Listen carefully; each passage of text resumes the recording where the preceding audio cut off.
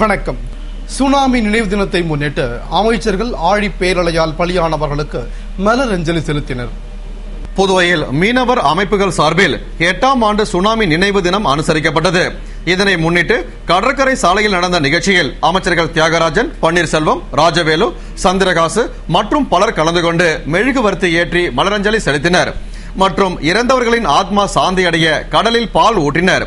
அதுபோன்று எதிர்க்கட்சித் தலைவர் வைத்தியலிங்கம், மாநில காங்கிரஸ் தலைவர் ஏவி சுப்பிரமணியன் தலைமையில் காங்கிரசார் மலரஞ்சலி செலுத்தி கடலில் பால் தெளித்தனர். தொடர்ந்து மீனவ கிராம பஞ்சாயத்தார், மீனவ கிராம மக்கள், பொதுமக்கள் என ஏராளமானோர் அஞ்சலி செலுத்தினர். அதுபோன்று பம்பா கீரைப்பாளையத்தில் இருந்து பொதுமக்கள் மற்றும் முக்கிய பிரமுகர்கள் ஊர்வலமாக வந்து கடற்கரையில் சுனாமியில் இறந்தவர்களுக்கு மலரஞ்சலி செலுத்தினர். அதுபோன்று முன்னாள் சட்டமன்ற உறுப்பினர் புஷி ஆனந்த் தலைமையில் உப்பளம் தொகுதி மக்கள் ஊர்வலமாக வந்து மலரஞ்சலி செலுத்தினர். அதுபோன்று காலாப்பட்டில் உள்ள சுனாமி நினைவு தூண் உள்ள இடத்தில் நடந்த நிகழ்ச்சியில் சட்டமன்ற உறுப்பினர் கல்யாண சுந்தரம் மாலை அணிவித்து மெழுகுவர்த்தி ஏற்றி அஞ்சலி செலுத்தினார். அவரை தொடர்ந்து மீனவ கிராம மக்கள் மற்றும் பொதுமக்கள் அஞ்சலி செலுத்தினர். அதுபோன்று கனகசெட்டி குளத்தில் சுனாமி அலையால் உயிரிழந்தவர்களில் 16 பேர்களின் உடல்கள் புதைக்கப்பட்ட நினைவிடத்தில் மண்ணால் அவர்களின் சிற்பங்கள் செய்து அதற்கு அவர்களின் உறவினர்கள் மற்றும் பொதுமக்கள் மாலை அணிவித்து மலர் தூவி அஞ்சலி செலுத்தினர். புதுவை மாநில கடன் 4500 கோடி ரூபாயை தள்ளுபடி செய்ய வேண்டும் என்று மத்திய நிதி அமைச்சரிடம் மனு அளித்துள்ளதாக திராவிட முன்னேற்றக் கழக மாநில அமைப்பாளர் MAS சுப்பிரமணியன் கூறியுள்ளார்.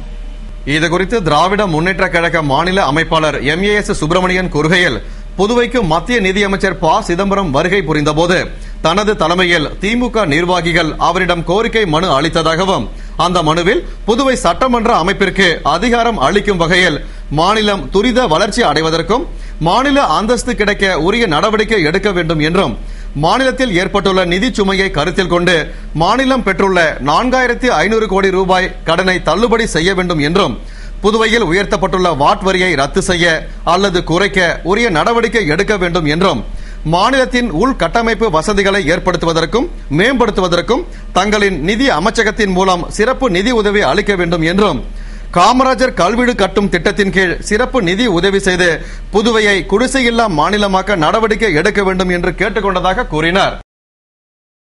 புதுவை மங்களம் தொகுதி திராவிட முன்னேற்றக் கழக இளைஞரணி சார்பில் 2013ஆம் ஆண்டு தினசரி காலண்டரை முன்னாள் இளைஞரணி அமைப்பாளர் சிவா வெளியிட்டார். புதுவை திராவிட முன்னேற்றக் கழகம் இளைஞரணி சார்பில் 2013ஆம் ஆண்டு தினசரி காலண்டர் வெளியீட்டு விழா நடந்தது. விழாவில் மாநில திமுக முன்னாள் இளைஞரணி அமைப்பாளர் சிவா சிறப்பு விருந்தினராக கலந்து கொண்டு தினசரி காலண்டரை வெளியிட அதனை இளைஞரணி அமைப்பாளர் முகமது யூனஸ் பெற்றுக்கொண்டார். தொடர்ந்து மங்களம் தொகுதி முழுவதும் காலண்டர் அனைத்து வீடுகளுக்கும் வழங்கப்பட்டது. விழாவில் மங்களம் தொகுதி நிர்வாகிகள் முரளி, சீதாராமன், முன்னாள் கவுன்சிலர் சக்திவேல், இந்திய அணி செயலாளர் குமார சுப்பிரமணியன், இலக்கிய அணி செயலாளர் குமார சுப்பிரமணியன், தொகுதி செயலாளர் மாறன், முகிலன், ஹரி மற்றும் நிர்வாகிகள் பலர் கலந்து கொண்டனர். புதுவை அரசு பள்ளிகளுக்கு பழைய முறைப்படி அரையாண்டு விடுமுறையை அளிக்க வேண்டும் என்று பட்டதாரி ஆசிரியர் சங்கம் வலியுறுத்தியுள்ளது. இதுகுறித்து பட்டதாரி ஆசிரியர் சங்க பொதுச் செயலாளர் பாரி வெளியிட்டுள்ள அறிக்கையில், புதுவை கல்வித்துறை மாணவர்களுக்கும் ஆசிரியர்களுக்கும் கிடைக்க வேண்டிய நியாயமான விடுமுறை நாட்களை குறைக்க திட்டமிட்டு இருப்பதை வன்மையாக கண்டிப்பதாகவும், மத்திய அரசின் கல்வி உரிமை சட்டம் பள்ளிகளுக்கு வேலை நாட்கள் 220 நாட்கள் அல்லது 1000 மணி போதனை நேரம் என அறிவுறுத்துகிறது. ஆனால் புதுவை பள்ளிகளில் ஒரு நாளுக்கு சரியாக 5 மணி நேரம் 15 நிமிடங்களாக போதனை நேரமாக உள்ளது. எனவே 200 நாட்கள் வேலை நாட்கள் என நிர்ணயித்தாலும் 1050 மணி நேரம் வேலை செய்வதாகவும், இந்நிலையில் கல்வித்துறை ஜனவரி 2ஆம் தேதி முதல் 11ஆம் தேதி வரை பள்ளிகள் இயங்கும் என்றும் 12ஆம் தேதி முதல் 20ஆம் தேதி வரை அரையாண்டு விடுமுறை என்று அறிவித்துள்ளது.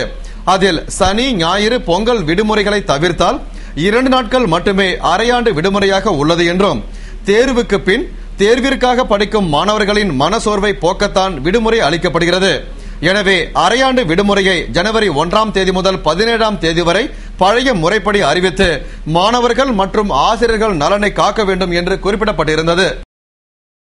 புதுவை அரசு அமைச்சக ஊழியர்கள் பதவி உயர்வு உள்ளிட்ட கோரிக்கைகளை வலியுறுத்தி தொடர்ந்து 2வது நாளாக வேலை நிறுத்த போராட்டத்தில் ஈடுபட்டுள்ளனர். புதுவை ஒருங்கிணைந்த அமைச்சக ஊழியர்கள் சங்கத்தினர் முதலமைச்சர் மற்றும் ஆளுநர் ஒப்புதல் அளித்த பதவி உயர்வை உடனே வழங்கிட வேண்டும், இளநிலை எழுத்தர்களுக்கு பதவி உயர்வு வழங்க வேண்டும் என்பன உள்ளிட்ட பல்வேறு கோரிக்கைகளை வலியுறுத்தி பல்வேறு போராட்டங்களில் ஈடுபட்டு வந்த நிலையில் கடந்த 24ஆம் தேதி முதல் காலவரையற்ற வேலை நிறுத்த போராட்டத்தை துவங்கினர். அதன்படி கிறிஸ்துமஸ் பண்டிகை விடுமுறையை அடுத்து 2வது நாளாக தபால் நிலையம் முன்பு தர்ணா போராட்டத்தில் அவர்கள் ஈடுபட்டனர். சங்க பொதுச் செயலாளர் ராஜேந்திரன் தலைமையில் தலைவி சுந்தரி, செயலாளர் வேலுசாமி ஆகியோர் முன்னிலையில் நடைபெற்ற போராட்டத்தில் 600க்கும் மேற்பட்டோர் கலந்து கொண்டனர். போராட்டத்தில் தலைமை செயலக ஊழியர்கள் மட்டுமின்றி பிற துறை அலுவலகங்களைச் சேர்ந்த அமைச்சக ஊழியர்களும் கலந்து கொண்டதால் தலைமை செயலகம் மற்றும் அனைத்து துறை அலுவலகங்களிலும் பணிகள் பாதிக்கப்பட்டது. புதுவை கதர் மற்றும் கிராம தொழில் வாரிய தலைவர் ராஜேஷ் ஆரியபாளையத்தில் உள்ள சிறு தொழில் கூடங்களை ஆய்வு செய்து ஊழியர்களிடம் குறைகளை கேட்டறிந்தார். புதுவை கதர் மற்றும் கிராம தொழில் வாரிய தலைவராக பொறுப்பேற்றுக் கொண்ட ராஜேஷ் ஆரியபாளையத்தில் உள்ள பேப்பர், சோப், ஊதுபத்தி மற்றும் ஸ்பின்னிங் நூல் தொழிற்கூடங்களை பார்வையிட்டு ஆய்வு செய்தார் மற்றும் தொழிலாளர்களிடம் அங்குள்ள குறைகளை பற்றி கேட்டறிந்தார். மேலும் முதலமைச்சர் ரங்கசாமியிடம் பேசி குறைகளை களைய உரிய நடவடிக்கை எடுப்பதாக அவர் உறுதியளித்தார். அப்போது தொழிற்கூட அதிகாரிகள், முக்கிய பிரமுகர்கள், கதர் மற்றும் கிராம தொழில் அலுவலர்கள் பலர் உடனிருந்தனர். புதுவை உருளையன்பேட்டை தொகுதி இளங்கோ நகர் வார்டில் பாதாள சாக்கடை அமைக்கும் பணியினை அரசு கொறடா நேரு பூமி பூஜையுடன் துவக்கி வைத்தார்.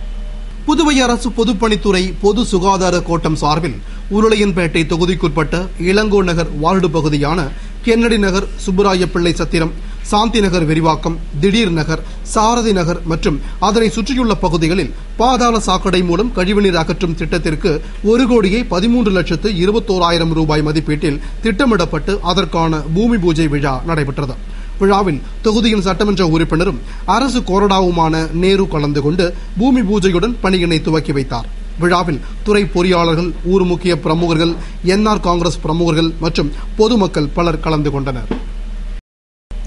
ஆதார் அட்டைக்கு விண்ணப்பிக்க ஒரு தொகுதிக்கு 2 முகாம்கள் அமைத்து நெரிசலை தவிர்க்க வேண்டும் என்று காங்கிரஸ் வலியுறுத்தியுள்ளது. இதுகுறித்து காங்கிரஸ் செய்தி தொடர்பாளர் வீரராகவன் கூறுகையில், புதுவையில் வெங்கடாநகர் தமிழ்ச்சங்கம் உள்ளிட்ட 8 மையங்களில் ஆதார் அட்டை பதிவு மற்றும் சான்றிதழ் சரிபார்ப்பு போன்ற பணிகள் நடைபெற்று வருகிறது.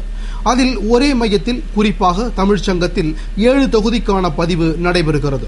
இதனால் நெரிசல் ஏற்பட்டு காலதாமதம் ஏற்படுவதுடன் மக்கள் கூட்டம் அலைமோதுகிறது. எனவே பொதுமக்கள் மிகவும் சிரமம் அடைகின்றனர். மேலும் ஆதார் அட்டை பதிய அருகில் முகாம் இல்லாத காரணத்தால் வெகு தூரம் செல்ல வேண்டிய கட்டாயத்திற்கு ஆளாகி மக்கள் அலைகழிக்கப்படுகின்றனர். எனவே பொதுமக்களின் நலன் கருதி ஒவ்வொரு தொகுதியிலும் 2 அல்லது 3 மையங்களை அமைத்து பொதுமக்களுக்கு எவ்வித சிரமமும் இன்றி ஆதார் அட்டைக்கு பதிய ஏற்பாடு செய்ய வேண்டும் என்று அவர் வேண்டுகோள் விடுத்துள்ளார்.